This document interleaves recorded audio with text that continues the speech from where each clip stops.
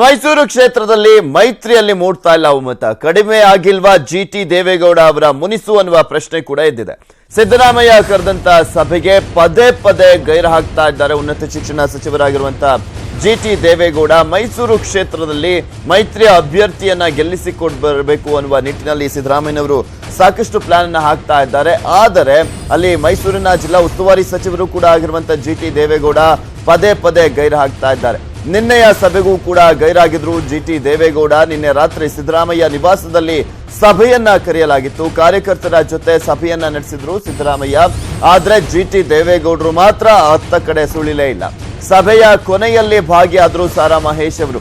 ಮೈತ್ರಿ ಸಭೆಗೆ ಇದುವರೆಗೂ ಕೂಡ ಹಾಜರಾಗಿಲ್ಲ ಜಿಟಿ ದೇವೇಗೌಡ. ಟಿಕೆಟ್ ಮಿಸ್ ಆಗಿದ್ದಕ್ಕೆ ಇನ್ನೂ ಕೂಡ ತಣ್ಣಗಾಗಿಲ್ವಾ ಕೋಪ ಅನ್ನುವ ಪ್ರಶ್ನೆ ಕೂಡ ಎದ್ದಿದೆ. ಯಾಕೆಂದ್ರೆ ಮೈಸೂರು ಕ್ಷೇತ್ರವನ್ನ ಜೆಡಿಎಸ್ಗೆ ಬಿಟ್ಕೊಡ್ಬೇಕು ಅನ್ನುವ ನಿಟ್ಟಿನಲ್ಲಿ ಜಿಟಿ ದೇವೇಗೌಡರು ಪಟ್ಟನ್ನ ಹಿಡಿದಿದ್ರು. ಆದ್ರೆ ಕೊನೆ ಕ್ಷಣದಲ್ಲಿ ಆ ಒಂದು ಕ್ಷೇತ್ರ ಕಾಂಗ್ರೆಸ್ನ ಪಾಲಾಯಿತು ಸಿದ್ದರಾಮಯ್ಯನವರ ಪಟ್ಟಿನಿಂದ. ಅವತ್ತಿನಿಂದ ಕೂಡ ಕಾರ್ಯಕರ್ತರ ಸಭೆ, ಜೆಡಿಎಸ್ ಮತ್ತು ಕಾಂಗ್ರೆಸ್ ನಾಯಕರ ಸಭೆಯನ್ನ ಕರೆಯಲಾಗ್ತಾ ಇದ್ರೂ ಕೂಡ ಇದುವರೆಗೂ ಜಿಟಿ ದೇವೇಗೌಡ ಮಾತ್ರ ಹಾಜರಾಗಿಲ್ಲ. ನಿನ್ನೆ ನಡೆದಂತಹ ಸಭೆಯಲ್ಲಿ ಸಾರಾ ಮಹೇಶ್ ಅವರು ಕೊನೆ ಕ್ಷಣದಲ್ಲಿ ಇನ್ನೇನು ಮುಗಿಯುವಂತ ಸಂದರ್ಭದಲ್ಲಿ, ಸಭೆ ಮುಗಿಯುವಂತ ಸಂದರ್ಭದಲ್ಲಿ ಬಂದು ಹಾಜರಾಗಿ ಸಿದ್ದರಾಮಯ್ಯನವರ ಜೊತೆ ಮಾತನಾಡಿದರು.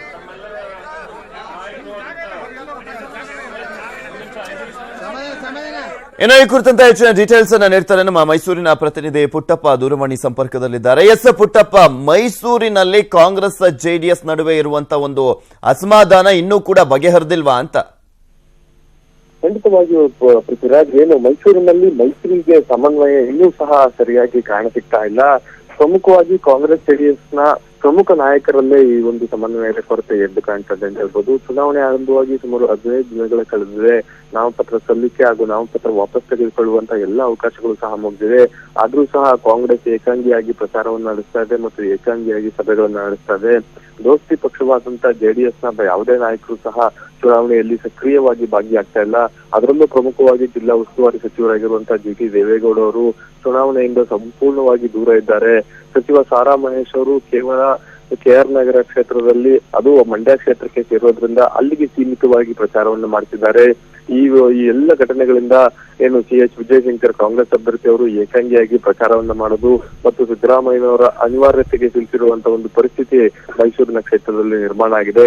ನಿನ್ನೆಯೂ ಸಹ ಒಂದು ಕಾಂಗ್ರೆಸ್ ಜೆಡಿಎಸ್ ಸಭೆಯನ್ನ ಕರೆಯಲಾಗಿತ್ತು. ಆ ಸಭೆಗೂ ಸಹ ಜಿಲ್ಲಾ ಉಸ್ತುವಾರಿ ಸಚಿವ ಜಿಟಿ ದೇವೇಗೌಡ ಹಾಗೂ ಸಾರಾ ಮಹೇಶ್ ಅವರು ಗೈರಾಗಿದ್ರು. ಆದ್ರೆ ಸಾರಾ ಮಹೇಶ್ ಅವರು KR ನಗರದ ಪ್ರವಾಸವನ್ನು ಮುಗಿಸಿಕೊಂಡು ನಿನ್ನೆ ಸಂಜೆ 8:30 ವೇಳೆಗೆ ಸಿದ್ದರಾಮಯ್ಯ ಅವರ ನಿವಾಸದಲ್ಲಿ ನಡೆಯುತ್ತಿದ್ದಂತಹ ಒಂದು ಸಭೆಗೆ ಹಾಜರಾಗಿ ಅಲ್ಲಿ ಸಾಕಷ್ಟು ಮಹತ್ವದ ಚರ್ಚೆಗಳನ್ನು ನಡೆಸಿದ್ದಾರೆ. ಆದ್ರೆ ಇಷ್ಟಾದ್ರೂ ಸಹ ಚುನಾವಣೆಯಿಂದ ಜೆಡಿಎಸ್ ದೂರ ಇರೋದು, ಮೈತ್ರಿ ಪಕ್ಷಗಳಲ್ಲಿ ಸಮನ್ವಯದ ಕೊರತೆ ಎದ್ದು ಕಾಣ್ತಾ ಇರೋದನ್ನ ಎಲ್ಲರೂ ಸಹ ನೋಡುವಂತಾಗಿದೆ. Prithviraj, okay, thank you Puttappa ನಿಮ್ಮೆಲ್ಲ ಡೀಟೇಲ್ಸ್ಗಾಗಿ.